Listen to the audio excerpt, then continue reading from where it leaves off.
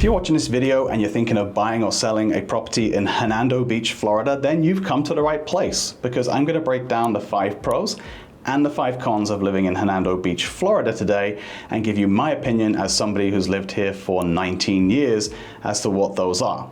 So, without further ado, let's dive right in. Hey guys, Ross Hardy from the Hardy team at RE/MAX, and like I said, we are going to be diving in today about the 5 pros and cons of living in Hernando Beach. Now, Hernando Beach is just outside of Spring Hill, Brooksville, Florida, and you know where it is on the map. I just showed you that.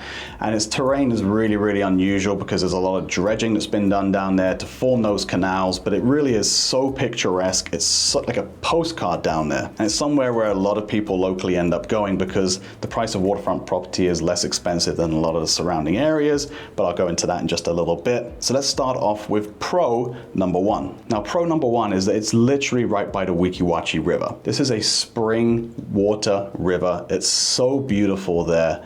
You've probably seen it online or on the news. It's one of the most beautiful places in all of Florida, and it's regularly featured on travel shows. The manatees swim around in there, and it's a great place to launch a kayak and just kind of have a lazy float around down the river until you get to Rogers Park or somewhere like that where you can take out the kayak. And the other great thing about being close to Wachie is the mermaids. Yep, that's right. We have real live mermaids here at the Wachie State Park. They've been here since the 50s. It's such a great thing. Again, featured on so many travel shows, so be sure to check out the mermaid shows.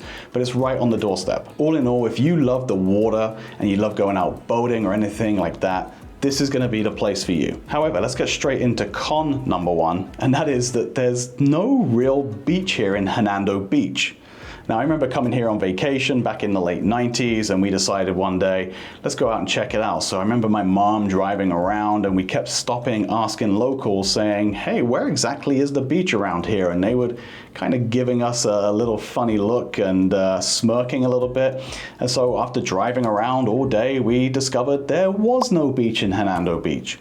So there are man-made beaches. Rogers Park is one of them, and then Pine Island is another one that's right on the Gulf, but it's certainly not what you're thinking of when you think of Florida beaches. You're probably thinking of miles and miles and miles of white soft sand and blue seas like Clearwater Beach or St. Pete Beach, and it's certainly not that there in Hernando Beach. It's a great place to go for a couple of hours in the afternoon to whittle away some time, but you are going to want to go further south if you're looking for that real Florida beach experience. Now, number 2 is the vibe of Hernando Beach. It really is its own community down there. It's shorts, it's flip-flops, it's dive bars with fresh seafood, it's live music and beach shirts. You get the vibe, right? It's so much fun down there, and everybody knows everybody. It's such a small little community. It's a heck of a lot of fun, but they do accept outsiders, so don't be afraid to go down there on the weekend and check it out if you don't end up living down there. But if you do live there, I know you're gonna absolutely love it. I don't think I've ever sold a house for somebody down there who wasn't sad to be leaving that place and the friends that they made. So the vibe is awesome. It's like a complete vacation every single day down there, and I think you're gonna love it. But con number 2 is that it is kind of remote. There's one road in and one road out, which is Shoreline Boulevard. And yeah, there's some bars and restaurants along there, but stores, not really. So you're gonna be going about 10 minutes or so to find the nearest Publix or Walmart. That can be a long way for some people who are used to having convenience stores right down the road within a mile of them. Certainly you're not gonna find that in Hernando Beach. So be prepared to travel a little bit further to get to any of the stores, particularly your grocery stores. Now, pro number 3 is the location, which is it's right on the Gulf of Mexico. So if you're on Hernando Beach North, you can hop in the boat and you can be in the open Gulf waters in literally less than 5 minutes. I mean, how do you beat that? So location-wise, for me, it's really one of the best places along the coast of Florida. The scenery is spectacular. I think every time I've been out on a boat there's been a dolphin swimming alongside the boat at some point. It really is a paradise not to be missed. But Unfortunately, that comes at a price, and con number 3 is going to be the hurricane season for one, but then the consequence of that is the flood insurance also. So yeah, we have hurricanes here in Florida. I'm sure you've seen them on the news before. Now, we have been very, very lucky in Hernando Beach in general. The last one that came through did flood some of the homes down there, however, particularly the single-story homes that weren't built on stilts. So do beware of that. And of course, because that's happened now, the flood costs are going up as well. So homeowners insurance already in Florida is kind of getting expensive, but flood insurance on top of that means it really might not be an option for some of you guys who are moving here to retire and save some money. It can be pretty costly down there. So be aware of the flood insurance and be aware that the hurricanes can cause it to flood down there. Now, pro number 4 is going to be the wildlife. So I already mentioned to you the dolphins.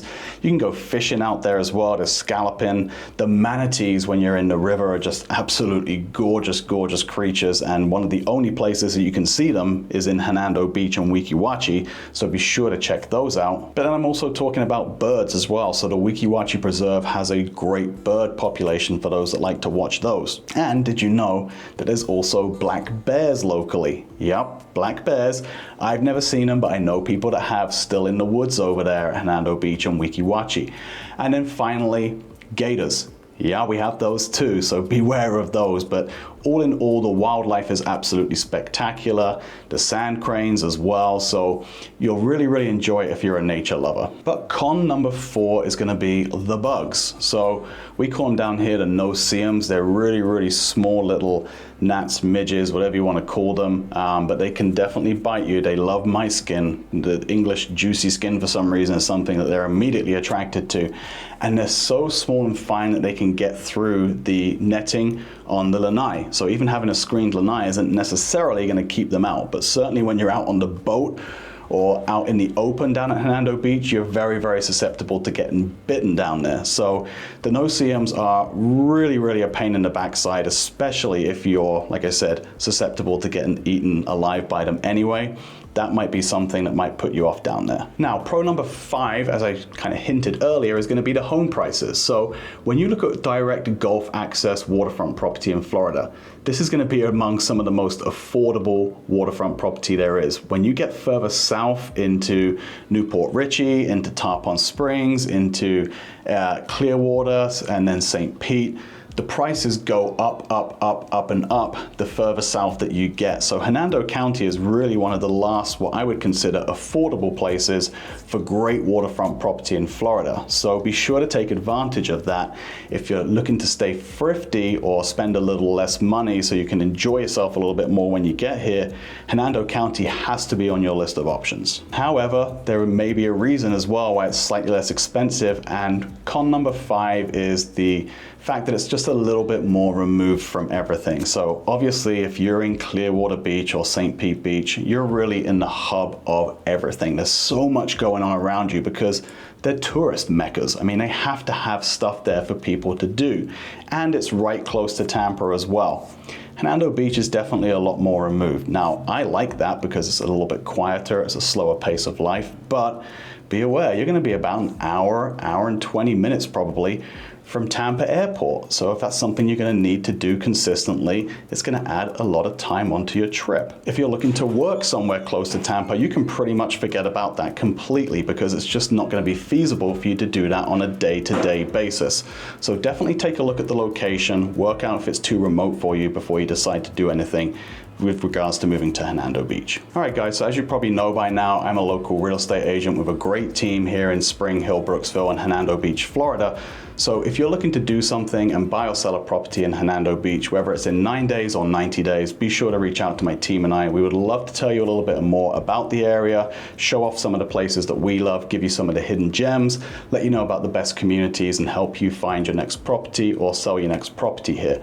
I'm not going to talk any more about it, but you can find all the contact details down below. We'd love to talk to you. All right, guys, so that's going to wrap up the pros and cons of living in Hernando Beach, Florida. I hope you found that useful, and please be sure to like this video and comment below as to what you found useful. And if you have any opinions of your own, I'm always open to hearing those, as I love to constantly update these videos. Now, if you want to find out what it's like living in Spring Hill, Brooksville, Hernando Beach, Florida, or the greater Tampa Bay area, be sure to subscribe to the channel. Be sure to click the bell to get the notifications when we constantly release new videos. We're local real estate nerds and we love showing off the area to prospective people moving here. Hope you enjoyed this video. Until next time, stay safe. I'm Ross Hardy with the Hardy team. It's time to love where you live.